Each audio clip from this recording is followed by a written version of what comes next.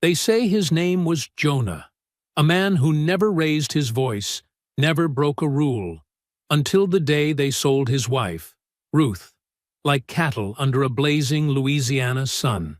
He watched her cry out his name as white men shouted prices, their laughter drowning her screams. That's when something in him cracked, not from madness, but from clarity. They thought he was broken. They thought he'd vanish like the rest. But by nightfall, the men who bid on her started dying. One strangled, one drowned, one hanging from his own church steeple. And the stranger who helped him? He wasn't what he seemed either, because, in a world built on chains, Jonah found a new kind of freedom, the kind that burns everything it touches. They sold his love for silver, and he made sure every man who paid the price learned what it truly cost. Before we go any further, comment where in the world you are watching from, and make sure to subscribe, because tomorrow's story is one you don't want to miss. The Louisiana sun beat down like a hammer on hot metal, turning the parish square into a furnace of misery. Jonah felt sweat running down his back as he stood beside Ruth, their fingers touching for what might be the last time. The touch was all they had. No words could fix what was happening. Silas Granger, the slave trader, strutted around Ruth like a rooster in a henhouse. His voice carried across the crowd, slick with practiced charm. "Feast your eyes, gentlemen." A rare beauty with skills both domestic and refined. His hand gestured at Ruth as if showing off fine china. Reads well enough to manage household accounts, sews like she was born with needle and thread, and, he lowered his voice to a theatrical whisper, guaranteed to breed strong children. Ruth kept her eyes down, her face blank. But Jonah saw the slight tremor in her hands, the only sign of the terror inside her. They'd been together 7 years, married in secret beneath the old magnolia tree on the plantation. Master Caleb Ward had allowed it, not from kindness, but because it kept Jonah working harder. Now Ward stood off to the side, arms crossed, checking his pocket watch as if this were merely a business delay. Jonah had begged him that morning, falling to his knees in the dirt. "Please, Master Ward, I'll work double shifts. Take food from my rations. Anything." Ward had looked at him the way a man might look at a broken plow. "Times are hard, Jonah. Can't keep unneeded house servants when fields need tending. Nothing personal, just business. Nothing personal." As if tearing apart his life was just a line in an account book. The bidding started with Overseer Crenshaw from the neighboring plantation. He raised his thick hand. $20 for the woman. Dr. Edwin Carter, the parish physician known for his scientific interest in slave bodies, smiled thinly. $30. I could use someone with a steady hand in my surgery. Jonah's chest tightened. He knew what happened to slaves in Carter's surgery. They came out different, if they came out at all. Reverend Josiah Pike raised his Bible as if it were a bidding paddle. $40. The Lord calls me to save this poor soul, the crowd murmured. The Reverend's saved slave women often ended up pregnant with mysteriously light-skinned children. Then a perfumed voice cut through the crowd. $100. Heads turned to Charles Renard, the New Orleans merchant. His fine coat and gold-tipped cane marked him as different from the local plantation men. His eyes crawled over Ruth like fingers. $100, he repeated, for quality merchandise. Silas Granger could barely contain his excitement. $100 from Mr. Renard. Do I hear any other bids? Jonah memorized every face. Crenshaw with his red, bulging neck. Dr. Carter with his cold, assessing eyes. Reverend Pike with his false smile. And Renard, smooth, certain, a predator in fine clothes. Going once, Granger called. Jonah lunged forward. No! His hand caught Granger by the throat. For one bright, clear moment, he felt the man's pulse flutter under his fingers. Then pain exploded across the back of his head. He hit the wooden platform hard, tasting blood. "Restrain that animal!" someone shouted. Rough hands grabbed him. Chains bit into his wrists. Through blurry eyes, he saw Ruth reaching for him, screaming his name. Her voice cut through everything else. "Jonah! Jonah!" The gavel fell with a sound like a coffin lid closing. "Sold to Mr. Charles Renard for $100. Renard tossed a leather pouch to Granger, who caught it with practiced ease. Two men dragged Ruth toward a waiting wagon. She fought them, her feet sliding in the dirt, her voice breaking as she called for Jonah. "I'll find you!" Jonah shouted, blood streaming from his split lip. "I swear I'll find you!" A boot slammed into his ribs, stealing his breath. Ward stood over him, face twisted with anger. "That display cost me $50 off your price," he spat. "You'll pay for that in the fields." Through the crowd and chaos, Jonah glimpsed movement. A man with light brown skin, dressed better than any black man had right to be in Louisiana, moved carefully through the edge of the square. Their eyes met for just a moment. Then the stranger was beside him, seemingly adjusting his shoe, his hand slipping something into Jonah's bound fingers. "Stay alive," the man whispered, so low only Jonah could hear. Then he vanished into the crowd like mist. Guards dragged Jonah to a holding pen behind the auction platform. They threw him onto the dirt floor, his body singing with pain. Blood leaked from his nose and mouth. His ribs screamed when he breathed. But his fingers still clutched the stranger's gift, a folded scrap of paper. Hours later, when night fell and the guards dozed by their lanterns, Jonah carefully unfolded the note. The paper was fine, the handwriting educated. By flickering light, he read the message that would change everything. "I can help you find her, if you can stomach what it costs." Night fell like a shroud over the holding pens. The guards slumped against a nearby tree, a half-empty bottle of whiskey between them. Jonah lay still, every breath sending pain through his ribs. His wrists were raw from the chains, but the overseer had removed them once Jonah was locked in the pen. "No sense wasting good iron on damaged goods," he'd muttered. The note crinkled in Jonah's palm. He'd read it a dozen times, trying to make sense of the stranger's offer. Help finding Ruth. But at what cost? A soft noise came from the darkness beyond the wooden fence. The scrape of a boot on dirt. Jonah tensed, ready for another beating. "You still breathing in there?" A voice, barely above a whisper. Jonah crawled to the edge of the pen. Through a gap in the slats, he saw the same light-skinned man from the auction. Up close, Jonah could see he was older, maybe 40, with careful eyes that missed nothing. "Who are you?" Jonah whispered. "Isaiah Bell." The man glanced toward the sleeping guards. "We don't have much time. They'll be moving you to Ward's plantation at first light." "What do you want?" Isaiah's face was half hidden in shadow. "To get you out of here. Tonight." Jonah gripped the slats.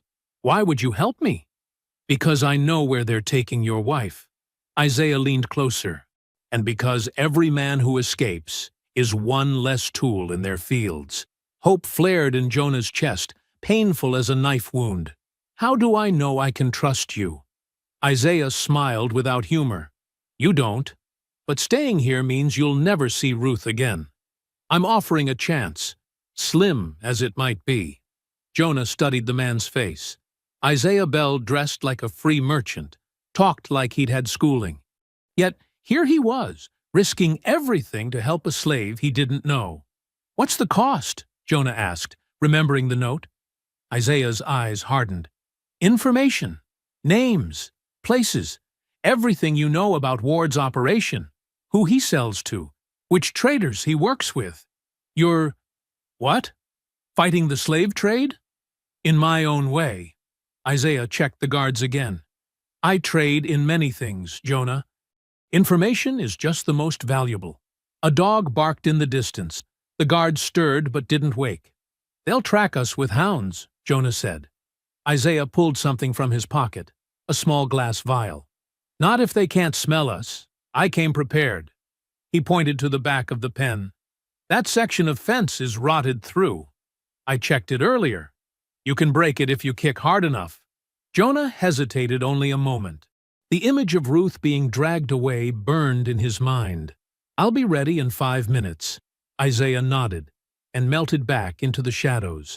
Jonah moved quietly to the rear of the pen. The wooden slats were indeed rotten, softened by years of rain and humidity. He braced himself against the opposite wall and kicked at the weakest spot. Pain lanced through his bruised body, but he bit back a groan. Another kick, then another. On the 4th try, the wood splintered. One more hard kick, and a section broke free, leaving a gap just wide enough for a man to squeeze through. Jonah looked back at the guards, still asleep, their chins on their chests. He slipped through the opening, feeling splinters tear at his shirt. Isaiah appeared beside him like a ghost. Here, he handed Jonah the vial. Rub this on your clothes and skin. It's a mixture of turpentine and pepper. Confuses the hounds. The liquid burned Jonah's nostrils as he smeared it over his arms and legs. Isaiah did the same, then pointed toward a line of cypress trees that marked the edge of the swamp. Stay low. Follow me. They moved through the darkness, crouching behind slave cabins and storage sheds. The plantation was quiet except for the occasional cry of a nightbird. When they reached the tree line, Isaiah paused. The swamp is our friend tonight, he whispered. White men fear it. We don't have to. Jonah had worked these lands his whole life. He knew which paths were safe, which waters to avoid. Head for the river, he said. I know a place where we can cross. They pushed deeper into the cypress forest. The ground grew soft beneath their feet, then soggy. Soon they were wading through shallow water, moving carefully to avoid making splashes. The sounds of the swamp enveloped them, frogs, insects, the occasional splash of something larger moving through deeper water. Behind them, the alarm finally sounded. A bell rang from the plantation house, followed by shouts and the baying of hounds. They won't follow far into the swamp at night, Isaiah said. But we need to keep moving. For hours they traveled, sometimes walking, sometimes swimming through channels choked with water hyacinths. The pepper mixture kept the hounds confused, but Jonah could still hear them howling in the distance. His body ached from the beating and the escape, but fear kept him moving forward. Near dawn, they reached the river. Exhausted, they collapsed on a small rise of dry ground sheltered by a massive willow tree. The dogs had gone silent. For now, they were safe. Isaiah pulled dried meat and cornbread from a pouch at his waist. Eat. You'll need your strength. Jonah took the food, suddenly aware of his hunger. Where are we going? New Orleans. Isaiah stared across the dark water. That's where Renard took her. He owns an import house on the waterfront, but he has other properties. His voice hardened. He's known for collecting beautiful things. Jonah's hands tightened into fists. If he touches her, one step at a time, Isaiah warned. First, we need to get there alive. Then we find out exactly where she is. And then? Isaiah studied him. That depends on what you're willing to do. The first light of dawn touched the eastern sky, turning the river from black to silver. In the growing light, Jonah could see the cuts and bruises on his arms from their journey through the swamp. Small prices to pay. The frogs sang in the darkness around them, a chorus that seemed to pulse with Jonah's own heartbeat. He pulled the note from his pocket, now damp and smudged, but still legible, the promise of help, and the unnamed cost. If she breathes, I'll find her, Jonah said, his voice low and steady. If she's dead, I'll bury them all.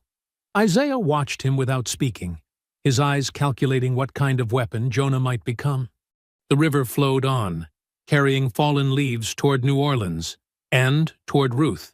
The sky turned from black to purple to gold as dawn broke over the cypress swamps. Isaiah shook Jonah awake from a restless sleep. Time to move, he said, handing Jonah a bundle of clothes. Put these on.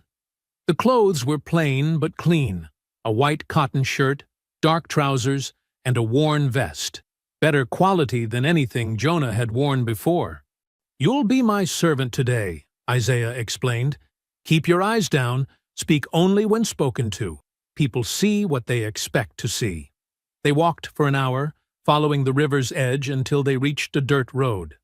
Isaiah whistled a pattern, and minutes later a wagon appeared around the bend. The driver, an old man with skin like leather, nodded silently. "My cousin," Isaiah said. "He makes deliveries to the fine houses in New Orleans 3 times a week." The wagon was half filled with produce, bright red tomatoes, green beans, and yellow squash. Isaiah and Jonah climbed into the back, burrowing beneath empty burlap sacks. The smell of earth and vegetables surrounded them. "The city guards check wagons at the main roads," Isaiah whispered, as the wagon began to move. "But they rarely look carefully at food deliveries. Everyone needs to eat." The journey took hours. Jonah's body ached from yesterday's beating, but his mind stayed fixed on Ruth. Was she hurt? Scared? Did she think he had abandoned her? "This Renard," Jonah whispered. "What kind of man is he?" Isaiah's face darkened. "Wealthy, powerful, thinks everything has a price." He hesitated. "He collects beautiful things, art, furniture, and people." "People aren't things," Jonah said through clenched teeth. "To men like Renard, they are." The wagon slowed as they entered the outskirts of New Orleans. They heard voices, guards checking papers, asking questions. Jonah held his breath. Then the wagon moved forward again. The sounds of the city grew louder. Carts rattling over cobblestones, vendors calling their wares, the distant clanging of ships' bells from the harbor. The wagon made several stops, delivering vegetables to kitchens of fine houses. At each stop, Jonah and Isaiah remained hidden. Finally, the driver tapped twice on the side of the wagon. Their signal. "This is it," Isaiah whispered. "Renard's estate." They slipped from beneath the sacks. The driver handed them each a crate of tomatoes. "Servant's entrance is round back.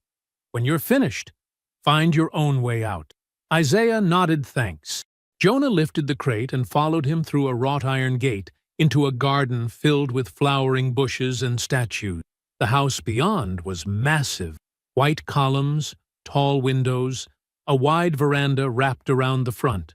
Jonah's heart stopped. There, sitting on the veranda, was Ruth. She wore a blue silk dress that caught the morning light. Her hair was arranged in an elegant style he'd never seen before. She looked like a different woman, except for her eyes. Those were still Ruth's. She wasn't chained, wasn't guarded. She simply sat in a chair, reading a book, as if this were her home. "Keep moving," Isaiah hissed. "Don't stare." They delivered the vegetables to the kitchen, where a cook barely glanced at them before waving them away. As they left through the servant's door, Isaiah whispered, "Tonight, after dark, I'll create a distraction at the front of the house while you find her." The hours crawled by like years. They hid in an abandoned shed near the docks, waiting for night to fall. Jonah paced like a caged animal. "Something's wrong," he said. She looked comfortable. "Appearances can be deceiving," Isaiah replied, "especially in houses like Renard's." When darkness finally came, they returned to the mansion. Lights glowed in most windows. Music drifted from inside, a piano playing something slow and sad. "Renard is hosting guests tonight," Isaiah said. "Perfect timing. I'll start a small fire in the stables. Not enough to hurt anyone, just enough to draw attention. You have 10 minutes to find Ruth and get out." Isaiah disappeared into the shadows. Jonah counted to 100, then slipped through the garden to the servants' entrance they'd used earlier. The door was unlocked. Inside, the hallway was empty, all the servants busy with the party. He moved silently, listening for Ruth's voice. He remembered the veranda where he'd seen her that morning. There must be a room connected to it. He found it, a small sitting room with windows facing the garden. And there, alone, standing by the window, was Ruth. She still wore the blue silk dress. In the lamplight, he could see her clearly. No bruises, no signs of mistreatment. But when she turned and saw him, her face went pale with fear. "Jonah," she whispered, stepping back. "You can't be here. You have to go." He moved toward her, arms outstretched. "I came for you. We're leaving. Now." She shook her head, trembling. "No, you don't understand. Whatever he's done to you, he hasn't hurt me," she said, her voice breaking. "That was our agreement." Jonah froze. "What agreement?" Ruth's eyes filled with tears. "When Master Ward decided to sell us, Renard wanted only me, but Ward was going to sell you to the sugar plantation on the Delta." Her voice dropped. "No one survives there more than 2 years." Understanding dawned slowly, horrible as sunrise over a battlefield. "I made a deal with Renard," she continued. "I would accept my place here willingly, without fighting or trying to run. In exchange, he would buy your contract from Ward and sell it to Isaiah Bell." "Isaiah?" Jonah felt the world tilting beneath his feet. "He bought me." "To free you," Ruth said. "That was the arrangement. Isaiah helps people escape. Renard knows this, but looks the other way. As long as I stay." Shouts erupted from the front of the house. The distraction had begun. "You have to leave," Ruth pleaded. "If Renard finds you here, the deal is broken. He'll have you hunted down and killed." "I won't leave without you." She placed her hands on his chest. "I chose this so you could live. Don't make my sacrifice meaningless." Footsteps echoed in the hallway. Ruth pushed him toward a servant's door. "Go, please. I am safe for now." "Ruth, I love you," she whispered. "Now run." Jonah stumbled through the servant halls, his mind reeling. Ruth had sold herself. For him. Isaiah had bought him. To free him. Nothing made sense anymore. He slipped out a back door and across the garden. The night air felt too thick to breathe. His chest burned with every step. A magnolia tree stood near the garden wall, its white flowers glowing in the darkness. Jonah collapsed beneath it, pressing his forehead against its rough bark. Ruth's words echoed in his head. "I chose this, so you could live." His grief curdled into something darker, something with teeth and claws. It wasn't just sadness anymore. It was wrath against the world that had forced such a choice upon her. Upon them both. The night passed like a funeral procession, slow, dark, and filled with grief. The magnolia tree stood silent witness as Jonah sat beneath its spreading branches, his back against the rough bark, eyes fixed on white blossoms that seemed to glow in the darkness. Dawn came in gentle layers, first gray, then pink, then gold. The birds began their morning songs. Dew collected on the grass and on Jonah's shoulders, but he didn't move. Isaiah found him there, just as the sun broke over the cypress trees. He approached cautiously, carrying a small sack of food and a canteen of water. "You need to eat," he said, crouching beside Jonah. Jonah didn't look at him. "You bought me." Isaiah nodded slowly. "I did. Why didn't you tell me? Would you have trusted me if I had?" Isaiah handed him the canteen. "Most men don't take kindly to learning they've been sold, even if it's to freedom." Jonah drank deeply, then wiped his mouth with the back of his hand. His eyes were red-rimmed but dry, as if all his tears had burned away in the night. "Ruth made the deal," Isaiah explained.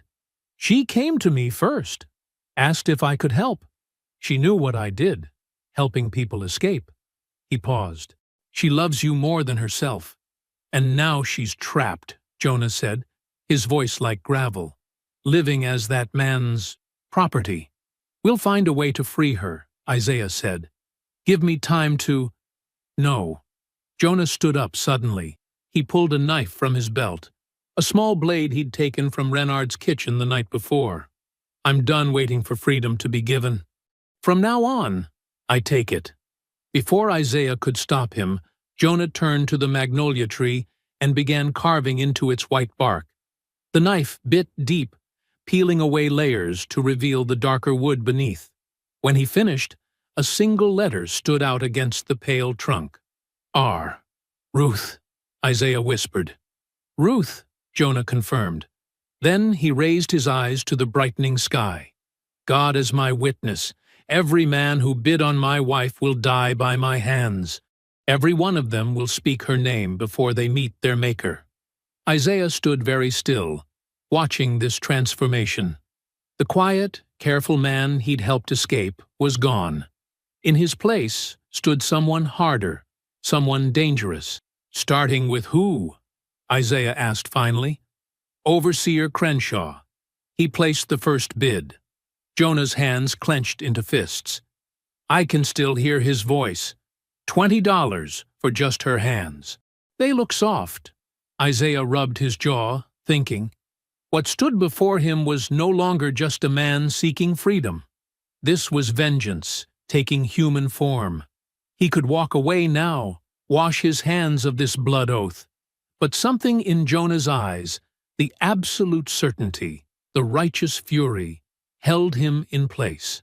If you do this, Isaiah said carefully, there's no turning back. You understand that? There was no turning back the moment they put Ruth on that auction block. Isaiah nodded once. He reached into his coat and pulled out a folded piece of paper. I thought you might say that. Here. Jonah took the paper and opened it. Inside was a hand-drawn map of the parish, with 4 locations marked and named. How did you— I keep records, Isaiah said. Trade ledgers, sale notices, plantation accounts. Information is power in this world. These are the men who bid on Ruth. Jonah studied the map, tracing each mark with his finger. Crenshaw, Dr. Carter, Reverend Pike, and Renard. Crenshaw will be the easiest to reach, Isaiah said. He drinks at the Red Dog Tavern most nights, passes out in a shed behind it when he's too drunk to ride home. Tonight? Tonight? Isaiah's face was grim. But Jonah, if we do this, if I help you, you follow my lead. No unnecessary risks. No leaving witnesses. We strike quick and clean, then disappear. Jonah folded the map and tucked it inside his shirt, close to his heart. I'll do whatever it takes. They spent the day preparing. Isaiah took Jonah to a hideout in the swamps, a small cabin raised on stilts above the black water. Inside were supplies, food, weapons, clean clothes. I help people run, Isaiah explained, as he showed Jonah a small collection of knives. Sometimes running means fighting. Jonah selected a knife with a bone handle and a curved blade. The weight felt good in his palm, like it belonged there. As dusk approached, they changed into dark clothes and blackened their faces with charcoal. Isaiah led Jonah to a small skiff hidden among the reeds. Together they pushed it into the water and climbed aboard. The tavern's upriver, Isaiah whispered, handing Jonah a paddle. We'll approach from the water's side. Less chance of being seen. They moved silently through the gathering darkness, the only sound the soft dip and pull of their paddles in the water. Fireflies sparked around them. A bullfrog called from somewhere in the reeds.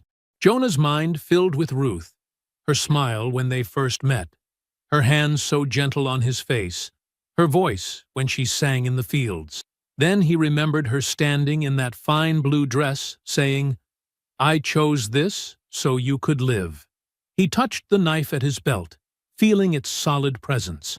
The blood oath had been made. There was no turning back now. The skiff glided northward, guided by Isaiah's sure hand. The last light faded from the sky, leaving only stars and a thin slice of moon to light their way. Jonah's fingers traced the blood-stained knife at his belt. He closed his eyes and whispered the names like a prayer. Crenshaw, Carter, Pike, Renard. Each name a promise. Each name a death. 3 days later, a hot wind swept through the cane fields of the hawthorn plantation. The stalks whispered and rustled, a constant hum that matched the buzzing insects floating in the thick afternoon air. The sun hung low in the sky, casting long shadows across the dusty road, where two black men walked with burlap sacks slung over their shoulders. "Remember," Isaiah whispered as they approached the plantation gates, "you're Joseph today. You don't speak unless spoken to." "Let me do the talking," Jonah nodded, keeping his eyes down as a white overseer approached them. His heart hammered against his ribs, but his face stayed blank. "What's your business?" the man called out, hand resting on the pistol at his hip. Isaiah pulled a crumpled paper from his pocket. "Delivery for Overseer Crenshaw," he said, his voice changing to a more submissive tone. "New leather goods from Carson's shop in town. Got his order right here." The overseer barely glanced at the forged document before waving them through. "Supply sheds behind the main house. Don't dawdle." They walked unhurried down the path, past fields where enslaved men and women bent low over the cane, cutting stalks with short, curved knives. Sweat soaked their clothes despite the setting sun. An overseer watched from horseback, whip coiled at his side. Jonah's jaw tightened. He had worked fields just like this one until Isaiah helped him escape. The familiar ache in his shoulders returned at the sight. "Easy," Isaiah murmured. "We're almost there." The supply shed stood in the shadow of the main house, a grand white building with tall columns and wide porches. Beyond it lay a smaller house where Crenshaw lived, separate from the main family, but better than the slave quarters visible in the distance. "We'll wait here," Isaiah said as they entered the shed. "Crenshaw checks supplies at sundown before he heads to the tavern." The shed smelled of leather, tobacco, and the sharp tang of iron tools. They positioned themselves behind stacked barrels, their burlap sacks open to reveal not goods, but rope and a small knife. "When he comes," Isaiah began. "I know what to do," Jonah cut him off. His voice was steady, but his eyes burned with an intensity that made even Isaiah look away. They waited as the light outside shifted from gold to purple. A bell rang, signaling the end of field work. Voices drifted through the walls, orders being called, tools being stored. Then footsteps approached the shed, heavy boots on packed dirt. The door creaked open, and Overseer Crenshaw stepped inside. He was a thick-bodied man with a red face and meaty hands. A leather belt cinched his considerable waist, the buckle gleaming dully in the fading light. "Delivery?" he called, looking around. "Who brought a delivery this late?" Jonah moved so quickly that Isaiah barely saw him slip from their hiding place. One moment Crenshaw stood framed in the doorway. The next, Jonah's arm was around his throat, dragging him backward into the shadows. His hand clamped over Crenshaw's mouth before the man could shout. "Remember me?" Jonah whispered into the overseer's ear. Crenshaw's eyes bulged. He struggled, but Jonah held him firm, his arm locked across the man's windpipe. "You don't," Jonah continued, his voice terrifyingly calm. "But I remember you. 3 days ago. The auction block in the parish square." Understanding dawned in Crenshaw's eyes. Fear replaced confusion. "My wife," Jonah said. "You bid on her first. $20 for her hands, you said." Isaiah closed the shed door, casting them into near darkness. He watched, motionless, as Jonah tightened his grip.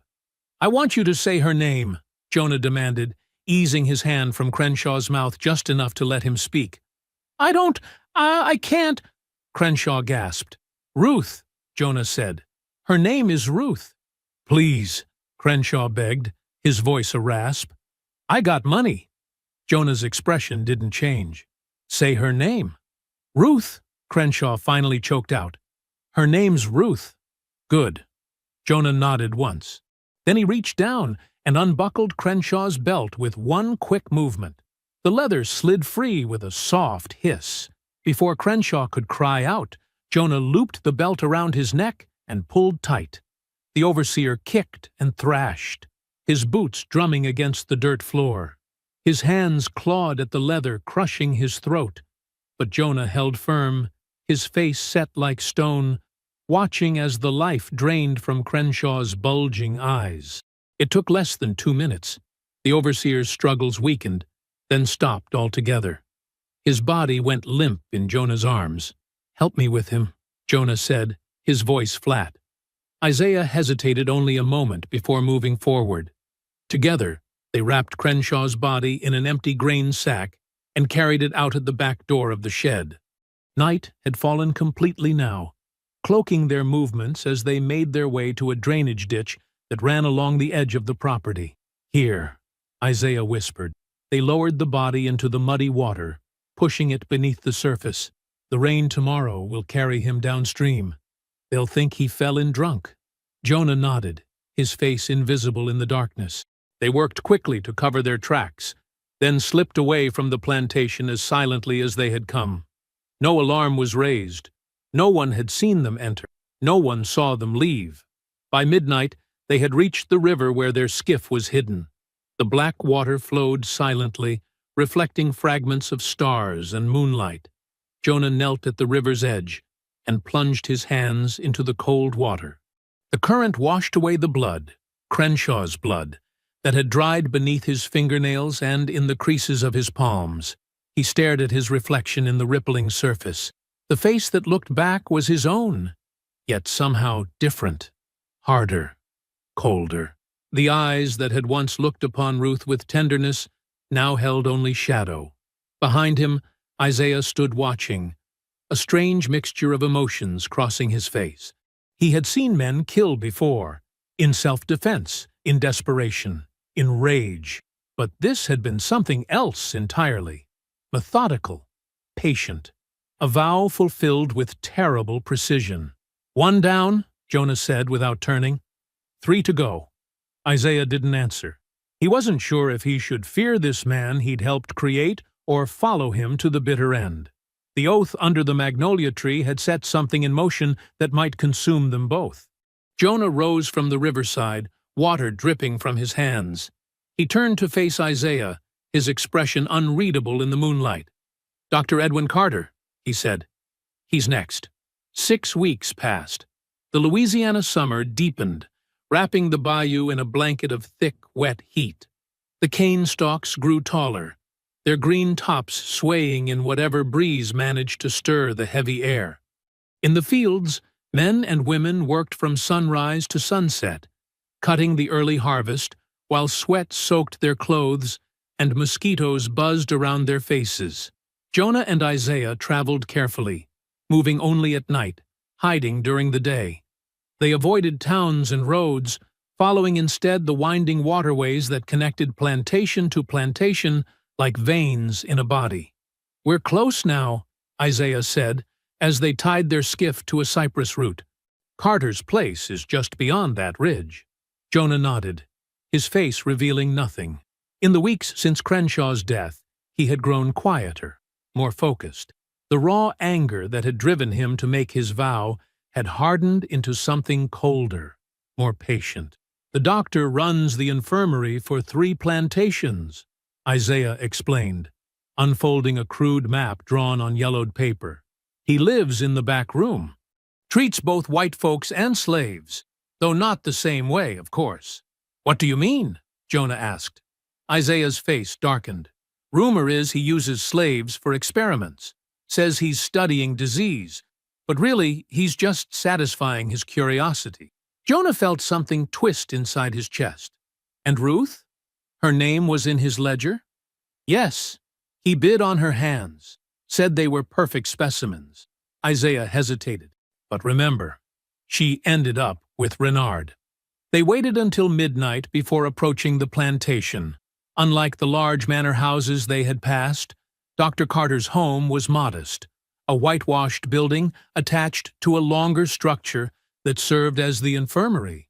A single lamp burned in the window, casting a yellow glow across the grass.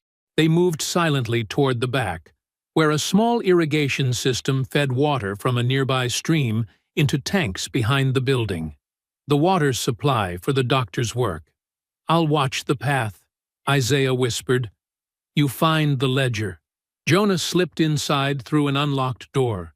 The infirmary was dark except for the faint light from a lantern in the adjacent room. The doctor's quarters. Shelves lined the walls, filled with glass jars and bottles. A long table stood in the center, its surface stained dark. Moving carefully between the tables and cabinets, Jonah found a desk in the corner. He eased open the drawer and lifted out a thick book bound in leather, the doctor's patient ledger. He opened it, scanning the pages by the dim light filtering from the next room. Names filled the columns, first names only, followed by descriptions. Male, strong back, fever-resistant. Female, childbearing age, recovered from pox.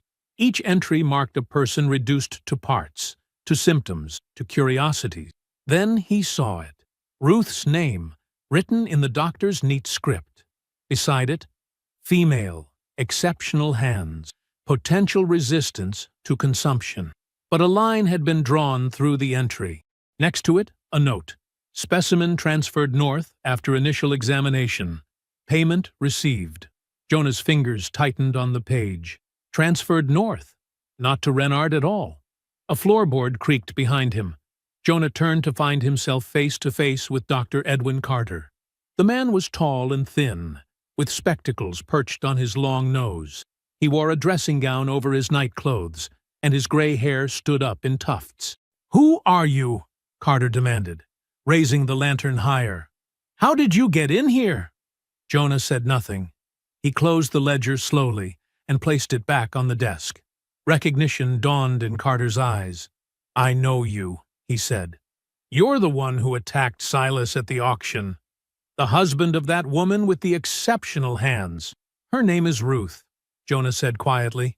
Carter took a step backward. "Now, listen here. I'm a man of science. I didn't mean any harm to your wife. I simply recognized her unique anatomical—" "Where is she?" Jonah interrupted, advancing slowly. "I don't know," Carter said, his voice rising. "I only examined her once. Then she was sold again. North, I think. To a medical college in Baltimore. For study." "Study," Jonah repeated. The word hung in the air between them. Carter kept talking, words spilling out faster as Jonah approached. "I'm a physician. I help your people. I cure diseases. My research is important." Jonah grabbed the doctor by his dressing gown and dragged him toward the back door. Carter struggled, but Jonah's grip was iron. "Please," the doctor begged as Jonah pushed him outside. "I have money. I can help you find her." Isaiah stood waiting, his eyes widening at the sight of the captured doctor. "Jonah, what are you doing?" "We agreed." "He sold her," Jonah said. "To be studied." "Like an animal!" He forced Carter toward the irrigation tanks. The doctor struggled harder when he realized where they were heading. "No! You don't understand. My work saves lives." Jonah pushed him into the shallow water of the irrigation trench. Carter fell with a splash, his spectacles flying from his face.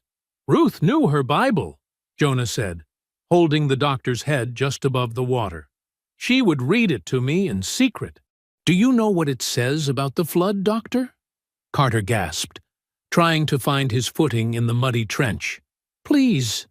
"It says the waters rose and covered the earth," Jonah continued, his voice steady. "And every living thing that moved upon the earth died." He pushed the doctor's head under the water. Carter thrashed, bubbles streaming from his mouth. "Jonah, stop!" Isaiah grabbed his shoulder. "This isn't right. Revenge will damn us both." Jonah pulled Carter up long enough for him to gasp a single breath. "It already has," he replied, looking at Isaiah with empty eyes. Then he pushed the doctor down again, holding him there as the thrashing slowly weakened. When it was over, Jonah released his grip. The doctor's body floated face down in the trench. "We need to go," Isaiah said urgently. Someone might have heard.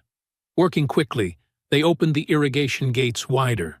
Water rushed in, filling the trench and spilling over its banks. By morning, it would look like an accident. The doctor checking the water supply. A slip, a fall. They slipped away as the first hints of dawn lightened the eastern sky.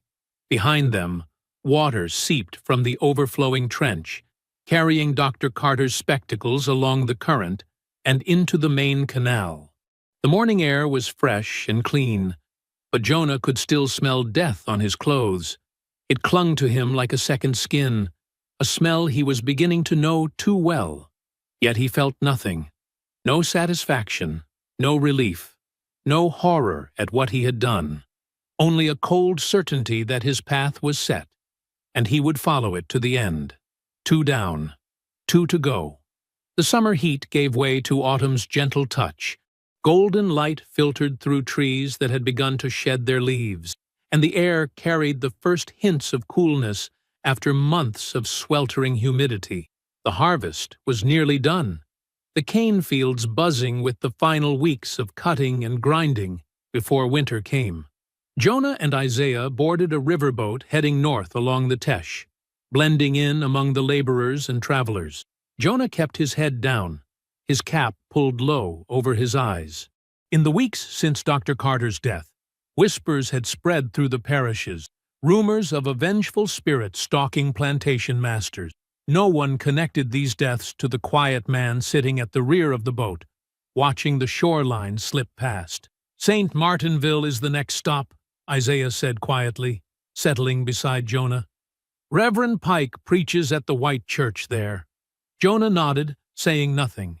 The space between them had grown since Carter's drowning. Isaiah still helped, still guided, but his eyes held a new wariness when they looked upon his companion. "He doesn't live at the church," Isaiah continued. "He has a house near the square, but he spends most evenings alone in prayer at the sanctuary." "How do you know all this?" Jonah finally asked. Isaiah's mouth tightened. "I have my ways. People talk to me. They trust me." "But not me," Jonah said. It wasn't a question. "You're changing," Isaiah replied, "and not for the better." The riverboat docked before sunset. St. Martinville spread before them, a small town with French-style buildings clustered around a central square. The church stood at the far end, its white steeple rising above the surrounding rooftops like a bony finger pointing to heaven. They found lodging in the colored section at the edge of town, a small room behind a cooper's shop. The next morning, Jonah dressed in rough clothes and made his way to the stables next to the church. The stable master hired him without question. Another pair of hands was always needed, especially as harvest celebrations approached. From the stable yard, Jonah could hear Reverend Pike's booming voice as he practiced his Sunday sermon. The words drifted through the open church windows. As St. Paul teaches us, servants must obey their earthly masters with fear and trembling.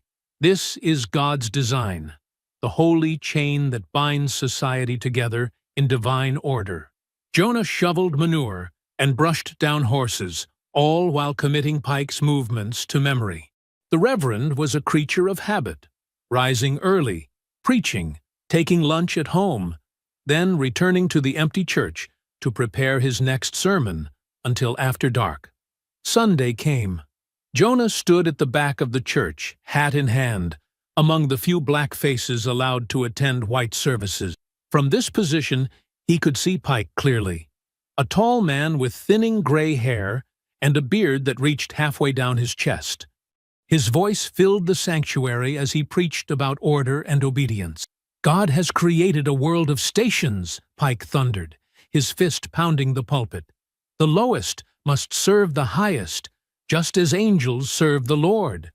To break this chain is to invite chaos, to defy God himself." The white congregation nodded and murmured their agreement. Jonah watched their faces, memorizing each one that smiled or nodded at Pike's words. That night, when the town had quieted and most windows had gone dark, Jonah slipped away from their room. Isaiah grabbed his arm before he could leave. "Don't do this," he whispered. "We can still turn back." Jonah looked at him. "No," he said simply. "We can't." The church was silent when Jonah entered through the unlocked side door. A single lamp burned in the sanctuary, where Reverend Pike sat alone at a desk near the altar, writing in a leather-bound book. Pike looked up at the sound of Jonah's footsteps on the wooden floor. "Who's there?" "The church is closed." "I've come to talk about Ruth," Jonah said. stepping into the pool of lamplight. Pike squinted. Then recognition dawned. The stable hand. What do you want? You bid on my wife at the auction block. The Reverend's face hardened. I bid for her soul, boy, to save her from worse fates. Worse than being sold like cattle? Jonah asked quietly. Worse than being torn from her husband? Pike stood, drawing himself up to his full height. I am a man of God. I treat my servants with Christian kindness. Many would count themselves blessed to be under my care. Did you think of Ruth's blessings when you raised your hand to buy her? The Reverend's eyes narrowed. You forget your place, boy. I could have you whipped for such insolence. My place, Jonah repeated. He moved closer, until only the desk separated them. My place was beside my wife. Until men like you decided otherwise. Pike reached for the bell on his desk, to summon help, perhaps, but Jonah was faster. His hand closed around the Reverend's wrist with surprising strength. What is this? Pike demanded, his voice rising. Unhand me at once. I want you to understand something, Reverend, Jonah said calmly. Every man who bid on Ruth that day made a promise to me without knowing it. A promise I'm here to collect. Fear flickered across Pike's face as understanding dawned. He tried to pull away, but Jonah's grip was iron. The bell in your tower, Jonah said. Does it still ring? Before Pike could answer, Jonah had dragged him toward the narrow staircase leading to the bell tower.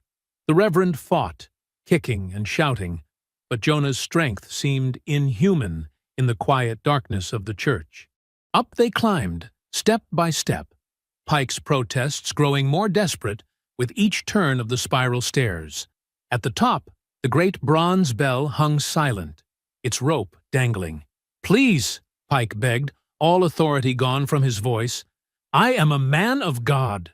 So am I, Jonah replied, and my God demands justice.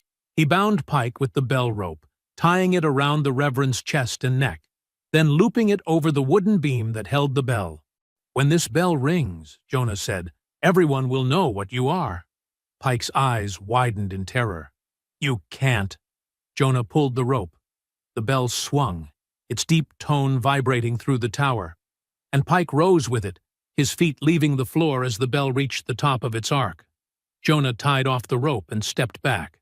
Pike dangled, gasping, his face turning red as the rope tightened with each swing of the bell. That's for Ruth, Jonah said, and walked back down the stairs. He pulled the bell rope again from below, sending another deep toll across the sleeping town. And again, and again. All night long, he pulled the rope at irregular intervals, each toll announcing Pike's judgment to the town that had respected him. Dawn broke with the bell still ringing. People gathered in the square, pointing up at the tower in confusion. No one had yet ventured inside to find the source of the unseasonal tolling.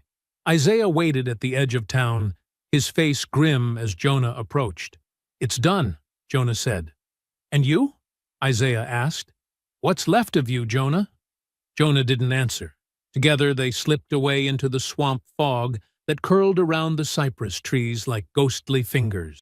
Behind them, the bell tolled one final time, its echo merging with the morning sounds of the bayou, the croak of frogs, the whisper of reeds, the soft splash of fish breaking the water's surface. 3 down, 1 to go. The sugar mill stood abandoned on the edge of the bayou, its crumbling brick walls covered with creeping vines. Once, it had processed thousands of pounds of cane, the sweat and blood of enslaved people feeding its hungry machinery.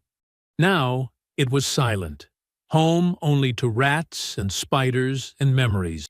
Jonah sat on a rusted gear, a small fire burning in what had once been the mill's central processing floor. Rain pattered on the partial roof above, leaking through in steady drips that echoed through the cavernous space. 2 nights had passed since they fled St. Martinville. The news of Reverend Pike's death had spread quickly. Another mysterious killing, another powerful man found dead. Isaiah paced near the doorway, keeping watch. The distance between them had grown wider with each death. Jonah barely noticed. His mind was elsewhere, filled with visions of Ruth. Ruth smiling, Ruth weeping, Ruth begging him to leave her at Renard's mansion. He pulled the crumpled list from his pocket, studying it in the firelight. 3 names were crossed out: Crenshaw, Carter, Pike. Only one remained: Charles Renard. "Dawn comes early," Isaiah said from the doorway. "We should rest while we can." Jonah nodded but didn't move. "One more," he whispered. "Just one more." Isaiah's shoulders tensed. "And then what? What happens after your last kill?" "I find Ruth," Jonah said simply. "And if she doesn't want to be found?" The question hung in the air between them. Jonah had no answer.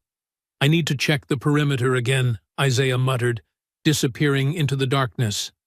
Alone, Jonah rose and began to explore the mill. The fire cast long, dancing shadows across the rusted machinery. This had been someone's hell once. The heat of the boilers, the endless labor, the overseer's whips. He could almost hear the ghosts. In what had been an office, Jonah found a small desk with drawers still intact. He pulled them open, finding only rat droppings and moldy papers. But in the bottom drawer, something caught his eye. A leather-bound ledger, its cover cracked but still readable. He carried it back to the fire and opened it carefully. The pages contained lists of names, dates, and prices, transaction records from the mill's final years. He flipped through idly, not expecting to find anything of value. Then he stopped, his breath catching in his throat. On the final page was a signature he recognized, the same flowing script he had seen on Ruth's sale paper, the same signature on the ledger at Renard's house. Isaiah Bell. Jonah stared at the name, his mind refusing to make sense of it. This couldn't be right. The signature must belong to someone else. Another Isaiah Bell. But as he studied it, comparing it to his memory of Ruth's papers, doubt crept in. The loop of the I, the sharp angle of the B, they were identical. Isaiah returned, shaking rain from his coat. "All clear outside. We should be safe until—" He stopped when he saw what Jonah held. "What is this?" Jonah asked, his voice dangerously soft. Isaiah's eyes darted from the ledger to Jonah's face. "An old record book. Nothing important. Your name is in it." Jonah turned the book so Isaiah could see. The same signature that was on Ruth's papers at Renard's house. Something shifted in Isaiah's expression. Fear, perhaps, or resignation. "Tell me it's not true," Jonah said. Isaiah stepped back, putting distance between them. "I can explain." "You were one of them," Jonah whispered. "One of the bidders." "No, not like that." Isaiah raised his hands. "I sign papers all the time. It's how I move people north. I create false ownership documents, transfer receipts. It's how I've helped hundreds escape. You bid on my wife." Each word fell like a stone. "To save her. To get her papers in my name so I could transfer her north when the time was right. You lied to me." Jonah stood slowly, the ledger falling from his hands. "I couldn't tell you everything," Isaiah insisted. "The fewer people who know my methods, the safer everyone stays." "You used me," Jonah continued, advancing. "My killings were your cover." Isaiah backed toward the door. "Yes, and they worked. While everyone was looking for a killer, I moved 20 people north last month alone." "Where is she?" Jonah demanded. "Where did you send Ruth?" "Somewhere safe," Isaiah said. "Somewhere Renard can't touch her." "Tell me." "So you can what? Drag her back?" "She chose this path, Jonah. She asked me to help her escape. To help you both escape." The betrayal cut deeper than any knife. Jonah lunged forward, grabbing Isaiah by the throat and slamming him against the brick wall. "You took her from me," Jonah growled. "I saved her," Isaiah choked out, struggling against Jonah's grip. "The same way I've been trying to save you." Jonah tightened his hold. "I trusted you." "Then trust me now," Isaiah gasped. Ruth is carrying your child. She's safe in a house for women like her.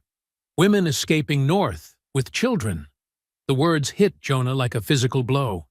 He loosened his grip slightly. My child! Isaiah seized the moment, bringing his knee up hard into Jonah's stomach. Jonah doubled over, and Isaiah broke free. Stumbling backward toward the mill's massive grinding wheel, she made me promise not to tell you, Isaiah said, catching his breath. She knew you'd follow, and that would put you both in danger. Jonah straightened, rage flooding back. More lies. It's the truth.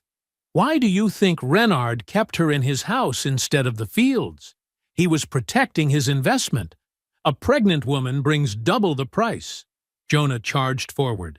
Isaiah ducked, sliding between two massive gears and into the shadows beyond.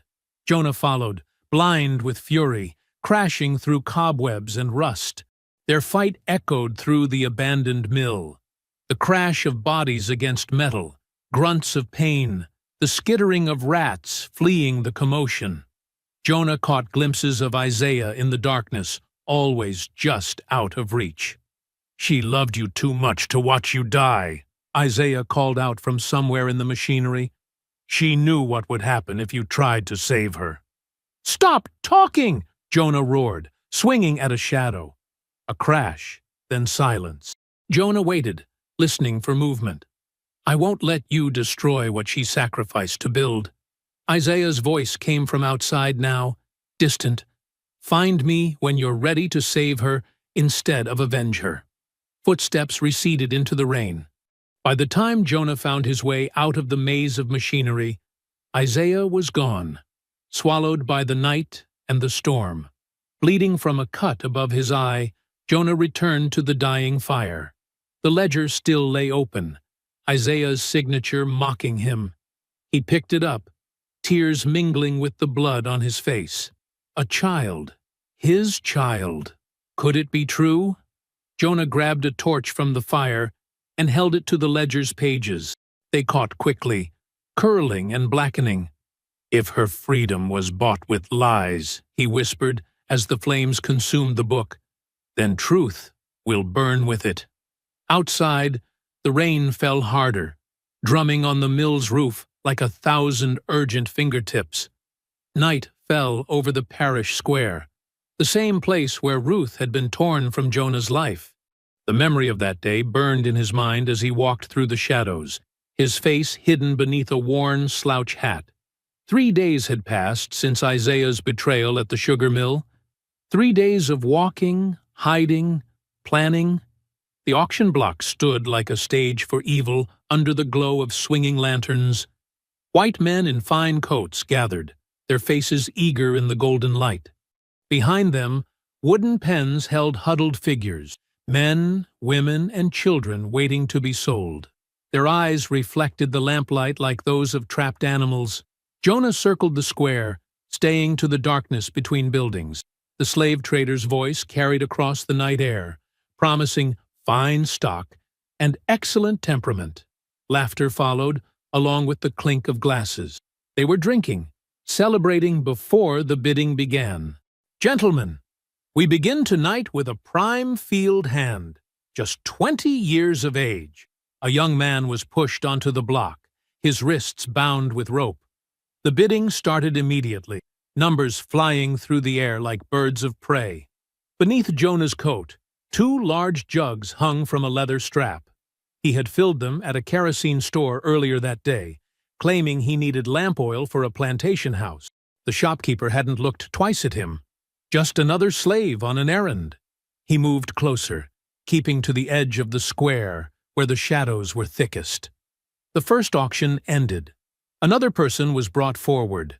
A woman this time, her face streaked with tears as the trader grabbed her arm and turned her for the crowd to see. Not a mark on her. Trained for housework and childcare. Jonah slipped behind the auction stage. No one noticed him. They never did. To them, he was invisible until needed, like a tool left on a shelf. He uncorked the first jug and began to pour, the kerosene soaking into the wooden platform and dripping onto the dry earth beneath. The smell was sharp, but went unnoticed amid the tobacco smoke and whiskey. He moved to the pens next, pouring the oil along the outer walls and between the slats. Inside, an old man saw him, and their eyes met briefly. The man gave an almost imperceptible nod. Jonah worked quickly, emptying both jugs. The oil glistened on the wood in the lamplight like black water. He pulled a flint striker from his pocket, the kind used for lighting pipes and lanterns. Isaiah had given it to him weeks ago. Isaiah. The thought of him brought a fresh wave of anger. Had everything been a lie? Was Ruth truly carrying his child? Was she safe or in greater danger? The auctioneer's voice rose. "Next lot!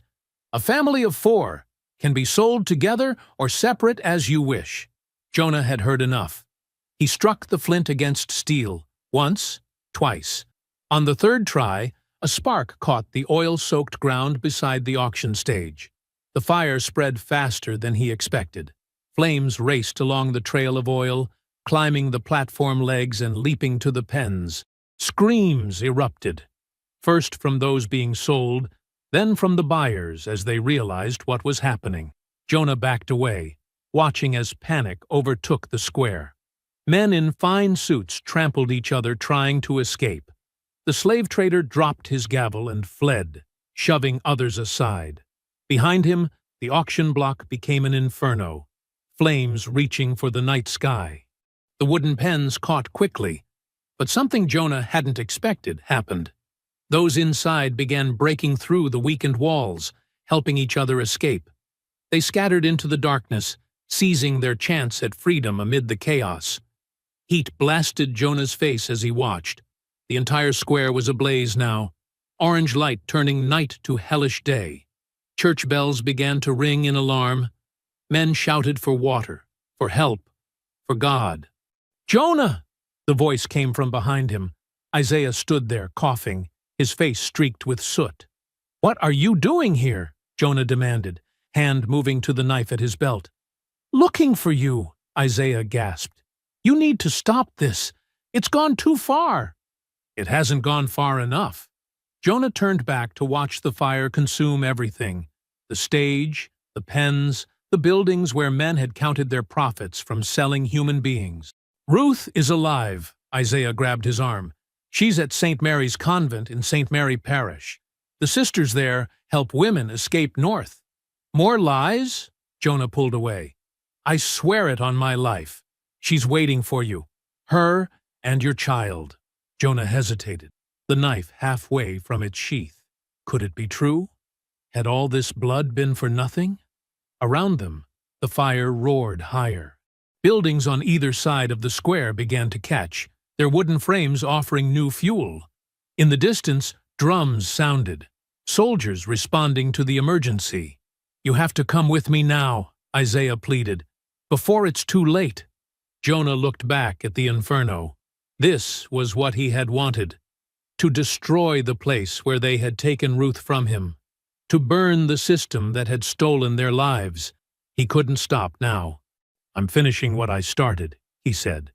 Isaiah backed away, understanding in his eyes. Then God help us both. Gunshots rang out as soldiers entered the square.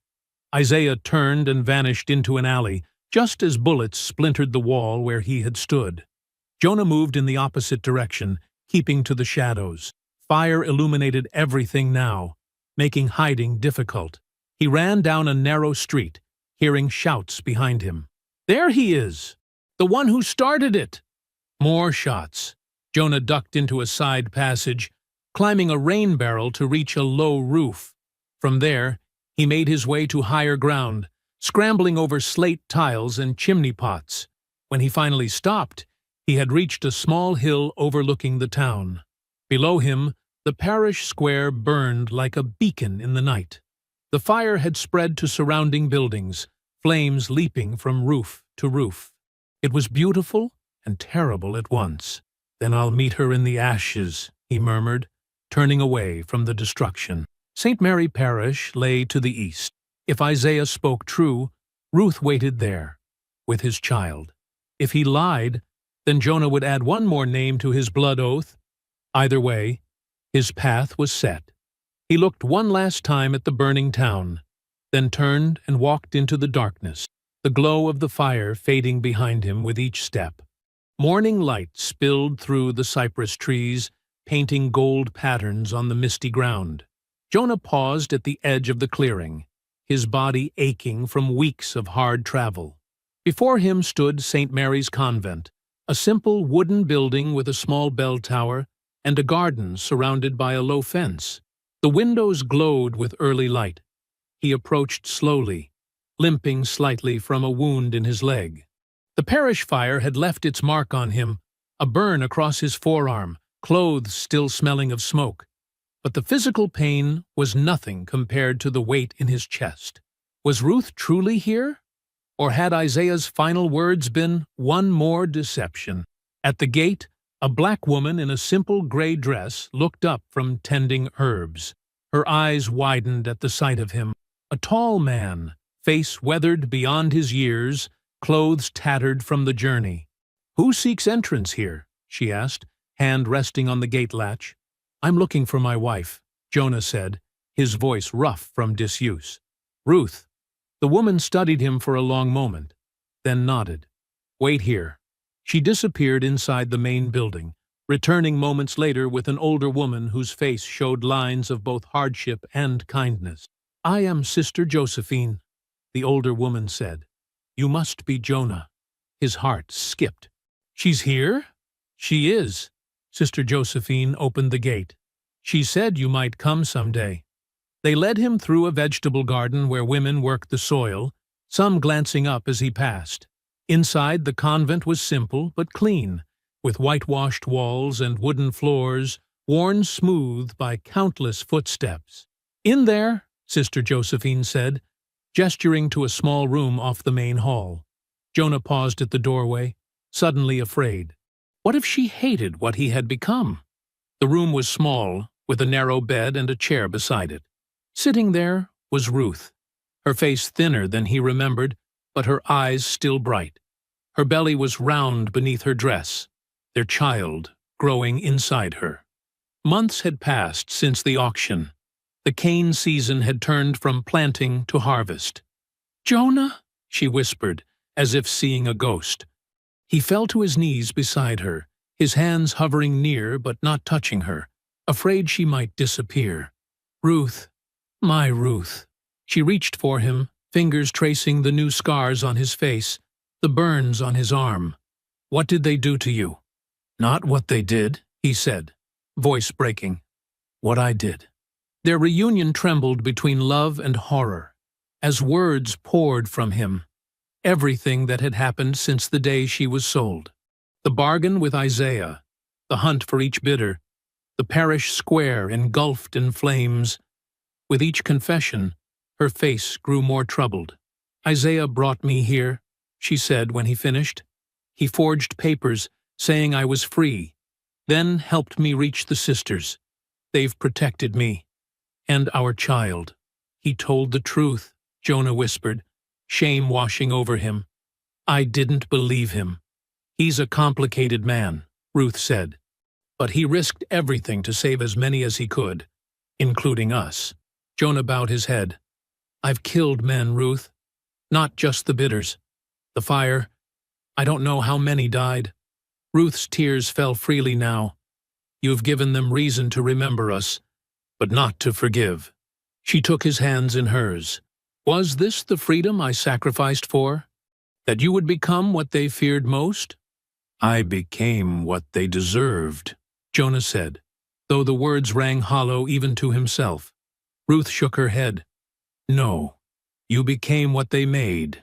There's a difference." Outside, the convent bell began to ring. Not the gentle toll for prayer, but a frantic warning. Sister Josephine appeared at the door, face tight with fear. "Soldiers," she said, "coming up the road." "Someone must have followed you." Ruth gripped Jonah's hands tighter. "Hide him," she told Sister Josephine. "Please." "There's a cellar beneath the kitchen," the sister said, motioning urgently. But Jonah stood, straightening his back. "No, I won't bring danger to this place, to you and our child." "Jonah, please," Ruth begged. "Don't let them take you." The sound of horses grew louder. Through the window, Jonah saw them approach. A dozen men in uniform, led by a figure he recognized immediately, Caleb Ward, his former master, now an officer in the militia. "It ends here," Jonah said, touching Ruth's face one last time. "But you and our child will be safe. That's what matters now." Ruth clung to him, sobbing. "They'll hang you. Then I'll die a free man," he said. "Not property." He kissed her forehead, then her lips, feeling her tears mix with his own. Then he gently released her hands and walked outside to meet his fate. The yard fell silent as Jonah emerged from the convent. The soldiers leveled their rifles at him. Caleb Ward sat tall on his horse, eyes cold with triumph. "The runaway incendiary," Ward announced. "Murderer of good Christian men." "I am Jonah," he said simply, standing straight despite his wounds. "I surrender freely on one condition.